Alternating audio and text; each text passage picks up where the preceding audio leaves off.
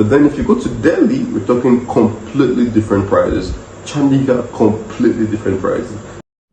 Hi guys, my name is Pascal. I'm an international student studying in India. I've been here for a couple of years and I'm currently in my final year and I will be graduating next year. In today's video, I hope to help you guys understand properly how much you need to budget if you are intending to study in India for the first time. So without any further ado, let's get started. Now, disclaimer, okay? Now, this video is peculiar to my own city of residence right now.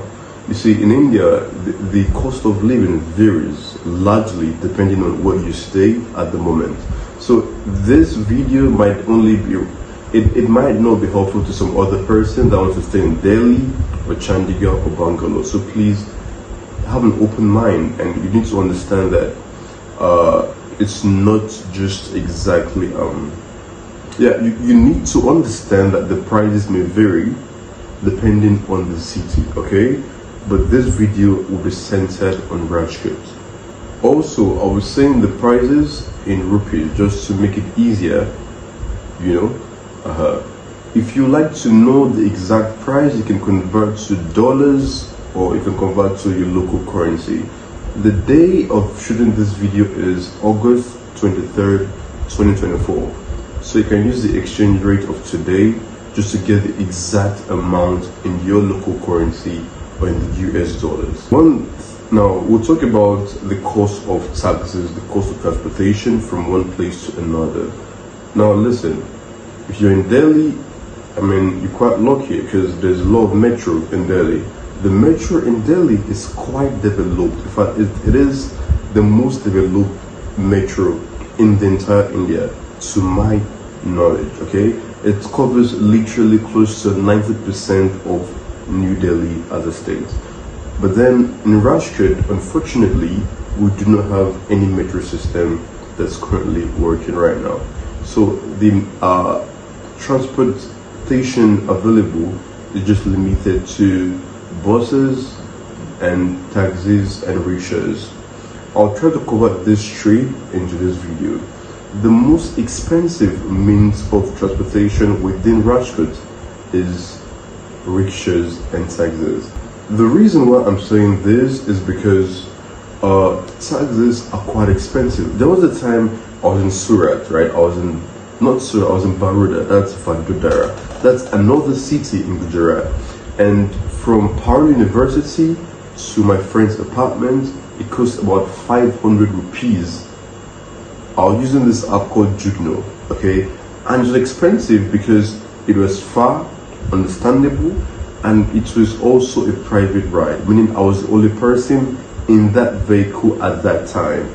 So this is something to take note of, okay? If you're trying to get affordable prices, I'd recommend you should, when you enter the rickshaw, you tell them sharing. You're going to allow other people to join the rickshaw with you, so it's cheaper that way, you understand? So instead of paying 500 rupees, you can pay 20 rupees or 30 rupees. Makes it much more affordable. The second most affordable means of transportation in India is the buses, the government buses. So these buses, the colors are different from state to state. In Rajkot, there's the white and yellow, and there's also the blue buses as well.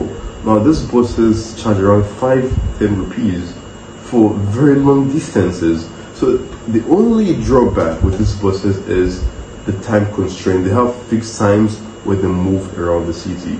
So you need to make sure to download the app so you can track the buses and know when to come out at, you know, the bus stand to join the bus. Moving further, how much does groceries cost? Let's say you stay outside the hostel and you want to know how much it costs, you know, to cook and all of that. Good thing is, in India, it's very affordable to cook. I mean, food here is affordable compared to other countries, okay?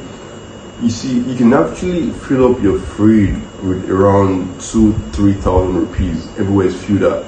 You know, you can get fruits as low as 30 rupees, bananas 30 rupees. You can get your tomatoes 30 to 80 rupees per kg. Sometimes it gets really expensive, it's as high as 80 rupees per kg. You can also get your onions maybe 40 rupees per half kg. So, and also, like generally speaking, it's quite affordable to shop in India. I'll make another video of me at the shopping mall and I'll show you guys the exact prices, okay? So stay tuned. If you do not want to miss out on that video, consider subscribing, okay? As a new student, how much would it cost you to get a new SIM card here in India? Now listen, if you are, when it comes to purchasing a new SIM card, it's important that you know which network serves better or which network serves in your location. Let's say you're in Rajkot, or let's say you stay around Goregaon, Morbi, Aziz. Usually VI is good, VI Geo is quite good. So it depends on your primary residence. So do not go buy network that does not have a service or does not have service in your location. It's just going to be a waste of money. So please take note. Make sure to ask the people there before you which network is most active in this area. Make sure to ask the people there which network is most fast in this area, so you will not just waste your money, okay? Now, clothing. When it comes to clothes, I mean, I would say it's quite complicated, you know, because it depends on your taste, you understand? But let's say you like luxury. Let's say you have this luxury taste. There are international brands in India. For the ladies, there's Zara and all of that. I'm not familiar with them by name. Yeah, but then in these places, of course, the price of a bag can be around 4,000 rupees, and a typical dress could be around 5, 6, 7,000. And on the other hand, if you're looking for affordable clothes, affordable dresses, you know, you can go to the Sunday market, or you can check out for local stores around the streets or around the road. You get your nice dress for around 800 rupees or 1,000 rupees for jean trousers. It just depends, okay, on your taste. Good thing is, in India, there's something called Sunday market, okay? Sunday market, it is the market that's open only on Sundays. So for me here in Rajkot, it's quite a few meters, a few kilometers away. On that day, you can buy literally anything you want to buy at that market, and it's cheaper than you would get it on a normal day. So if you're trying to get affordable prices, I would suggest you wait till Sunday. You go there early and you go shopping. You can go with 10k. You can buy stuff worth more than 20,000 rupees on a normal day. Now let's move further, talking about the rent, the utilities and all of that. How much does it cost in India? Now it largely depends on where you stay in India. If you stay in Rajkot, the rent is very cheap. You get 3 BHK where you pay around 6,000 rupees, and each person pays, if you're sharing, each person pays 2,000 rupees per room. And you can also get on the high side 15,000 rupees for 3 BHK as well. But then if you go to Delhi, we're talking completely different prices. Chandigarh, completely different prices. In Chandigarh, you can get a 12,000 rupees for just 1 BHK. So when it comes to prices like this, you have to confirm with an agent in your city to know the exact price. And listen, if you're new to India, you can reach out to me and I'll see if I can help you. Have friends that are agents as well in these cities that could you know, tell you the prices, or the estimates, you know, of what to budget for if you're trying to study here in India. I could also help you get accommodation, rent agreement, all of that necessary to get your admission confirmed from the university.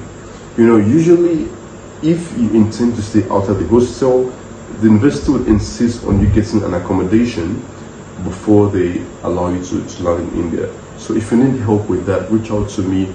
I'll put my number in the screen, just send me a WhatsApp message and I'm going to see if we can help you. Now, electricity bills varies from state to state. For me in Rajkot, electricity bills are not that much. You know, it depends also on your consumption as well. If you consume a lot of power, of course, the rates will be high as well. If you have an AC, of course, you're going to pay a lot more for sure. So it depends on what you consume. In India, you don't have to pay for your water. I mean, I've not heard anyone say they pay for water here in India, like the UK. And you do not have to also pay for, I don't know, wherever.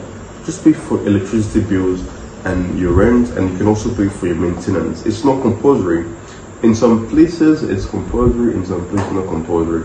My friend in Noida pays for maintenance or service utilities, something like that. It's more like you pay every month, so that if anything gets damaged at home, the landlord can call someone to help you fix it, and you don't have to pay any additional amount. How much does residence permit cost in India? Listen, residence permit in some cities it's free, in some other states it requires you to pay a fee. Okay, for instance, now I'm in Gujarat, I do not pay for residence permit, it's completely free of charge. But then I have friends in Chandigarh, Punjab, that pay every single 6 months to renew their residence permit. You have to confirm with people there, to know exactly how it is in your city. For those of you that like to eat out at KFC and McDonald's, how much is it? Usually it depends on what you're gonna order, but then it's around 300 rupees upwards. For KFC, you can fill up your belly with as low as 1,000 rupees for one person. For McDonald's, with as low as 500 rupees, you literally satisfied. You get a lot of, you can get a burger and chips. So it's not really like, it's expensive, but not that much expensive. It just depends on your taste, your budget as well, and your stomach as well. Also, how much does the internet cost in India? It depends on your service provider. I do not know who is your service provider. If you decide to buy a Wi-Fi at your apartment, it might cost around 700 rupees per month for unlimited internet. That's what I pay per month for unlimited internet. And if you're trying to just buy on your phone, it's actually very affordable. I think India is the country with the most affordable internet, literally. In my country, it's nowhere this affordable, trust me. In India, you get affordable internet for as low as 300 rupees per month. You get 1.5 GB per day, unlimited calls, unlimited internet by midnight as well, which is a very good deal, trust me. In Nigeria, you get 1.5 GB per month. You're paying close to $5 for that, which is just crazy. You get this per day. Per day, you get 1.5 GB. When it gets exhausted, the next day it starts again, 1.5 GB. And by weekend, whatever data that you've not used during the week is going to add to the weekend. So let's say during the week you didn't use your internet, you're going to get 1.5 GB times 5 to use during the weekend. It's just a very good deal, which is one of the good things about India. Internet is very cheap.